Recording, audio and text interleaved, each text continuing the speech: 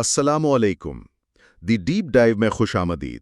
آج ہم 27 نومبر 2025 کو ڈاکٹر مقصود الحسن عظیمی کے ساتھ ہونے والی ایک بہت ہی فکر انگیز گفتگو کا گہرائی سے جائزہ لے رہے ہیں۔ وعلیکم السلام۔ جی، یہ واقعی ایک ایسی گفتگو تھی جس کے بظاہر سادہ نکات کے پیچھے بہت گہرے معنی چھپے ہوئے تھے۔ بالکل، اور آج ہماری کوشش یہی ہے کہ ان معنی کو کھول کر سامنے لایا جائے۔ مجھے تو ایسا لگا کہ ڈاکٹر صاحب کی اس گفتگو کا مرکزی خیال یہ ہے کہ ہم نے بہت سے بنیادی روحانی تصورات کے حقیقی مفہوم کو اس کی اصل جگہ سے ہٹا دیا ہے۔ آپ نے صحیح پکڑا، اور آج ہم دیکھیں گے کہ یہ بات آزمائش پر، تاریخ سے سبق لینے پر، خدمت پر اور یہاں تک کہ دعا کے تصور پر کیسے لاگو ہوتی ہے۔ اچھا، تو جو لوگ سن رہے ہیں ان کی آسانی کے لیے آپ کہہ رہی ہیں کہ ہم 4 اہم نکات پر بات کریں گے؟ جی بالکل۔ پہلا تو یہ کہ سورہ آل عمران کی روشنی میں حضرت ابراہیم علیہ السلام کی آزمائش کا حقیقی مفہوم کیا ہے۔ ٹھیک ہے۔ دوسرا، بنی اسرائیل کی تاریخ سے بیک سلائیڈنگ یعنی اپنے وعدوں سے پھر جانے کا سبق۔ یہ بہت دلچسپ ہے۔ تیسرا، خدمت خلق کا اصل مطلب کیا ہے، اور آخر میں دعا کا صحیح تصور۔ کیا یہ صرف مطالبوں کی ایک فہرست ہے یا خالق اور مخلوق کے درمیان ایک مکالمہ؟ زبردست۔ تو چلیں اس سفر کا آغاز کرتے ہیں۔ ڈاکٹر صاحب نے گفتگو کا آغاز حضرت ابراہیم علیہ السلام کی آزمائش کے ذکر سے کیا، اور ابتلا کے لفظ کی جو تشریح کی، وہیں سے سوچ کے زاویے بدلنا شروع ہو جاتے ہیں۔ صحیح۔ ہمارے ہاں تو ابتلا کا مطلب سیدھا مصیبت ہے، کوئی پریشانی یا کوئی آفت۔ جی، اور یہی وہ پہلا تصور ہے جسے ڈاکٹر صاحب نے اس کی اصل جگہ پر واپس رکھا۔ انہوں نے فرمایا کہ ابتلا کا مطلب مصیبت یا تکلیف نہیں، بلکہ اللہ کی طرف سے دی گئی صلاحیتوں کا امتحان ہے، ایک ٹیسٹ ہے۔ صلاحیتوں کا امتحان یعنی حضرت ابراہیم علیہ السلام کو منطقی سوچ، لاجیکل تھنکنگ کی عظیم صلاحیت عطا کی گئی تھی۔ جب انہوں نے چاند، سورج اور ستاروں کو دیکھ کر اپنے مشاہدے اور منطق سے توحید کا اعلان کیا تو اللہ نے ان کی اسی صلاحیت کو آزمائش میں ڈالا۔ واہ، یہ تو بہت ہی دلچسپ نکتہ ہے۔ یعنی اگر کسی کو بہت زیادہ دولت دی گئی ہے تو اس کے لیے غربت نہیں بلکہ وہ دولت ہی آزمائش ہے۔ بالکل، کہ وہ اسے کیسے استعمال کرتا ہے۔ اسی طرح حضرت ابراہیم کے لیے ان کی منطق آزمائش بنی، اور پھر وہ آگ والا واقعہ پیش آیا۔ اور اس واقعے میں بھی ڈاکٹر صاحب نے ایک بہت باریک نکتہ اٹھایا۔ جی، انہوں نے فرمایا کہ اللہ تعالیٰ نے آگ کو یہ نہیں کہا کہ بجھ جا، نہیں کہا، بلکہ حکم دیا کہ یا نارو کونی بردن و سلامن علی ابراہیم، یعنی اے آگ ابراہیم پر ٹھنڈی اور سلامتی والی ہو جا۔ اس کا مطلب ہے کہ آگ کی روشنی اور ظاہر برقرار رہا، لیکن اس کی جلانے والی خاصیت، اس کی جو حرارت تھی، وہ ختم کر دی گئی۔ جی، یہ اللہ کی قدرت کا ایک بہت لطیف اظہار تھا۔ اور جب حضرت ابراہیم اس امتحان میں کامیاب ہوئے تو ان کی دعا بھی ان کی شخصیت کی طرح عظیم تھی۔ انہوں نے کوئی دنیاوی چیز نہیں مانگی۔ بالکل نہیں، انہوں نے 2 چیزیں مانگی۔ ایک، مجھے لوگوں کا امام بنا دے، یعنی ایک رہنما، ایک گائیڈ، اور دوسرا، یہ صلاحیتیں میری ذریت یعنی میری نسل اور میرے جینز میں بھی منتقل کر دے۔ یعنی وہ چاہتے تھے کہ رہنمائی کا یہ سلسلہ ان کے بعد بھی جاری رہے۔ جی، لیکن یہاں پر اللہ کا جواب پوری گفتگو کی بنیاد فراہم کرتا ہے۔ اللہ نے فرمایا، لا ینال عہدی الظالمین، میرا یہ وعدہ ظالموں تک نہیں پہنچے گا۔ جی، جب میں یہ آیت سنتا ہوں تو میرے ذہن میں فوراً فرعون اور نمرود جیسے کردار آتے ہیں، جو کھلم کھلا جبر کرتے تھے۔ لیکن ڈاکٹر صاحب اسے قرآن کے الفاظ کا غلط مطلب نکالنے سے جوڑ رہے ہیں۔ آپ نے بالکل صحیح نقطہ اٹھایا۔ ڈاکٹر صاحب نے ظلم کی لغوی تعریف بیان کی، جو ہے کسی چیز کو اس کی اصل جگہ سے ہٹا دینا۔ اچھا، کسی کا حق مارنا بھی ظلم ہے، کیونکہ آپ حق کو حقدار کی جگہ سے ہٹا کر کسی اور کو دے رہے ہیں۔ صحیح۔ اسی طرح قرآن کے الفاظ کا وہ مطلب نہ لینا جو اللہ کا منشا ہے، بلکہ اپنی مرضی اور اپنے مفاد کا مفہوم پہنچانا، یہ بھی اللہ کے کلام پر ظلم ہے۔ واہ، یعنی اللہ کا وعدہ، امامت اور رہنمائی ان لوگوں کے لیے نہیں ہو سکتا جو کلام الہی کو ہی اس کی اصل جگہ سے ہٹا دیں۔ بالکل۔ تو ظلم کا یہ تصور، یعنی چیزوں کو ان کی اصل جگہ سے ہٹا دینا، یہ صرف ایک فلسفیانہ بات نہیں ہے۔ ڈاکٹر صاحب نے اسی نقطے کو بنی اسرائیل کی تاریخ پر لاگو کیا اور دکھایا کہ اس کے عملی نتائج کتنے سنگین ہو سکتے ہیں۔ جی۔ انہوں نے ایک اصطلاح استعمال کی، بیک سلائیڈنگ۔ آپ کہہ رہی ہیں کہ وہ بار بار اللہ کے احکامات کی روح سے پیچھے ہٹ جاتے تھے۔ جی، ڈاکٹر صاحب نے اس بیک سلائیڈنگ کی 2 بہت واضح مثالیں دیں۔ پہلی مثال ہفتے کے دن یعنی یوم سبت کو مچھلی کے شکار کی ممانعت سے متعلق ہے۔ اچھا۔ بنی اسرائیل کو حکم تھا کہ وہ ہفتے کو عبادت کریں گے اور کوئی دنیاوی کام نہیں کریں گے، لیکن سمندر کنارے رہنے والے اس قبیلے نے کیا کیا انہوں نے؟ اور وہ اتوار کو انہیں آرام سے پکڑ لیتے۔ ہاں، یعنی تکنیکی طور پر تو انہوں نے ہفتے کے دن شکار نہیں کیا۔ یہ تو آج کل کے ٹیکس چوروں والی ذہنیت لگتی ہے کہ قانون کے الفاظ سے کھیل کر اس کی روح کو ختم کر دو۔ بالکل یہی نکتہ ہے۔ بظاہر وہ کہہ سکتے تھے کہ ہم نے حکم نہیں توڑا، لیکن حقیقت میں انہوں نے اللہ کے حکم کے ساتھ ایک چالاکی کی، اس کی روح کو پامال کیا۔ اور اس کا نتیجہ کیا نکلا؟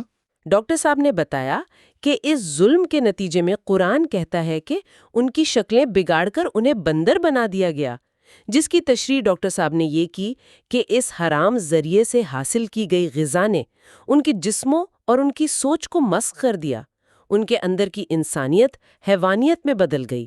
اللہ اکبر! اور دوسری مثال تو اس سے بھی زیادہ سنگین ہے۔ علیہ السلام کی تعلیمات کو بدل دیا گیا، ان کے 4 حواریوں سے انجیلیں لکھوائی گئیں اور برنابس کی وہ اصل انجیل جو واقعات کے سب سے قریب تھی، جی، اسے کینن سے ہی خارج کر دیا گیا۔ پھر اپنی تورات اور زبور کو پرانے عہد نامے یعنی اولڈ ٹیسٹمنٹ کے طور پر اس کے ساتھ جوڑ کر ایک نیا مذہبی ڈھانچہ بنا دیا۔ یہ بھی ظلم کی بدترین قسم ہے۔ یعنی اللہ کے کلام کو اس کی اصل جگہ سے ہٹا دینا۔ بالکل۔ یہاں پہ ڈاکٹر صاحب نے ابراہیمی معاہدوں یعنی ابراہیم ایکارڈز کا ذکر بھی کیا۔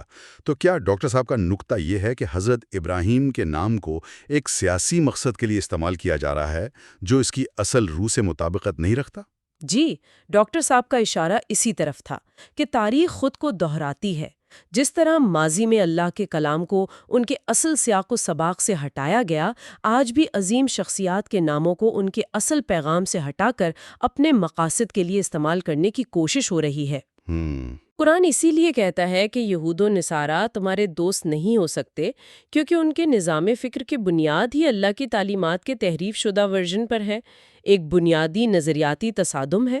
تو ہم نے دیکھا کہ ظلم یعنی چیزوں کو ان کی اصل جگہ سے ہٹا دینے کا عمل کس طرح قوموں کی تاریخ پر اثر انداز ہوا، اور ڈاکٹر صاحب کہتے ہیں کہ یہی عمل ہماری ذاتی زندگیوں پر بھی اثر انداز ہوتا ہے، خاص طور پر جب ہم خدمت خلق جیسے تصور کو غلط سمجھ لیتے ہیں۔ بالکل۔ ڈاکٹر صاحب نے اپنے مرشد خواجہ شمس الدین عظیمی صاحب کا قول نقل کیا کہ اللہ تک پہنچنے کا سب سے قریب ترین ذریعہ خدمت خلق ہے۔ لیکن ہمارے معاشرے میں تو خدمت کا تصور بہت محدود ہے۔ ہم سمجھتے ہیں کہ کسی کو پیسے دے دیے یا لنگر کھلا دیا یا کسی بزرگ کی ٹانگیں دبا دیں، بس یہی خدمت ہے۔ اور اسی غلط فہمی کو دور کرنے کے لیے ڈاکٹر صاحب نے اپنی والدہ کا ایک بہت ہی ذاتی اور خوبصورت واقعہ سنایا جو خدمت کے پورے تصور کو بدل دیتا ہے۔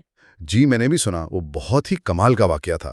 انہوں نے بتایا کہ ان کے ذہن میں یہ سوال تھا کہ اللہ کو کیسے راضی کیا جائے، تو انہیں خیال آیا کہ پہلے ایک ماں کو تو راضی کر کے دیکھوں۔ وہ اپنی والدہ کے پاس گئے اور کہا، اماں میں آپ کی خدمت کروں گا۔ اور والدہ نے کیا جواب دیا؟ والدہ نے جواب دیا، تم میری کیا خدمت کرے گا؟ ڈاکٹر صاحب نے سوچا شاید میں صحیح لفظ استعمال نہیں کر رہا۔ تو انہوں نے دوسری کوشش کی۔ جی، انہوں نے کہا، اچھا اماں میں آپ کی تابعداری کروں گا۔ تو والدہ نے اسے بھی رد کرتے ہوئے کہا، تو تو پہلے ہی میرا تابعدار ہے۔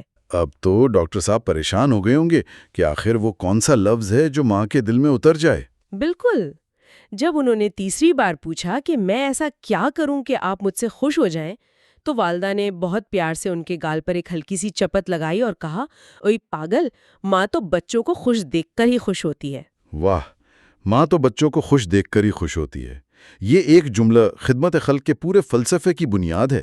جی، لیکن یہاں ایک سوال ہے، یہ سننے میں تو بہت اچھا لگتا ہے، لیکن عملی طور پر یہ تھوڑا خود غرضی پر مبنی نہیں لگتا؟ کہ میری اپنی خوشی سب سے اہم ہے۔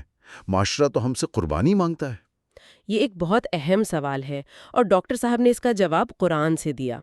انہوں نے فرمایا کہ اللہ تعالیٰ قرآن میں فرماتا ہے یا ایتھا النفس المطمئنہ ارجعی الی ربک راضیۃ مرضیہ۔ اے نفس مطمئنہ، اپنے رب کی طرف لوٹا، اس حال میں کہ تو اسے راضی اور وہ تجھ سے راضی۔ جی، ڈاکٹر صاحب نے نکتہ اٹھایا کہ اللہ نے یہ نہیں کہا کہ میں تجھ سے راضی ہوں اس لیے تو مجھ سے راضی ہو جا، بلکہ ترتیب یہ ہے کہ جب بندہ اپنے رب کی عطا پر راضی اور اپنی زندگی میں مطمئن اور خوش ہوتا ہے تب رب اس سے راضی ہوتا ہے۔ تو اس کا مطلب یہ ہوا کہ ایک دکھی، پریشان اور اپنی زندگی سے غیر مطمئن شخص اگر لاکھوں روپے بھی خیرات کر دے تو ڈاکٹر صاحب کے مطابق وہ حقیقی خدمت کے زمرے میں نہیں آئے گا، کیونکہ اصل چیز اندرونی کیفیت ہے۔ ڈاکٹر صاحب کے مرشد خواجہ شمس الدین عظیمی صاحب نے فرمایا، بندہ اللہ کے قریب ہوتا ہے تو خوش ہوتا ہے، اور جب خوش ہوتا ہے تو اللہ کے قریب ہو جاتا ہے۔ یہ تو ایک دو طرفہ عمل ہے۔ جی، اصل خدمت یہ ہے کہ آپ اپنے فرائض، اپنی ذمہ داریاں خوشی، ایمانداری اور اطمینان کے ساتھ پورا کریں۔ جب آپ خود مطمئن ہوں گے تو آپ کے ارد گرد کے لوگ بھی آپ سے سکون محسوس کریں گے۔ یہی حقیقی خدمت ہے۔ واہ، یہ تو واقعی ایک بہت بڑا ذہنی انقلاب ہے، اور اسی اندرونی کیفیت سے گفتگو کا آخری اور شاید سب سے اہم نقطہ جڑا ہے، یعنی دعا۔ ہم نے دعا کے تصور کو بھی اس کی اصل جگہ سے ہٹا دیا ہے۔ جی، اور یہاں بھی ڈاکٹر صاحب نے بنی اسرائیل کی مثال سے بات شروع کی۔ جب انہیں آسمان سے من و سلوہ جیسی نعمت مل رہی تھی تو انہوں نے دعا کی کہ ہمیں زمین سے اگنے والی چیزیں چاہیے، پیاز، لہسن، دالیں۔ انہوں نے آسمانی عطا پر زمینی چیزوں کو ترجیح دی۔ بالکل۔ اور ڈاکٹر صاحب کا کہنا ہے کہ آج ہمارا رویہ بھی کچھ ویسا ہی ہے۔ ہم دعا میں اللہ کو اپنی شاپنگ لسٹ تھما دیتے ہیں، یا اللہ مجھے نوکری دے دے، میری بیماری ختم کر دے، میرے بیٹے کا رشتہ کروا دے۔ ڈاکٹر صاحب نے فرمایا کہ یہ دعا نہیں، یہ اللہ کو ڈکٹیشن دینا ہے۔ یہ مخلوق کا اپنے خالق کے ساتھ صحیح رویہ نہیں ہے۔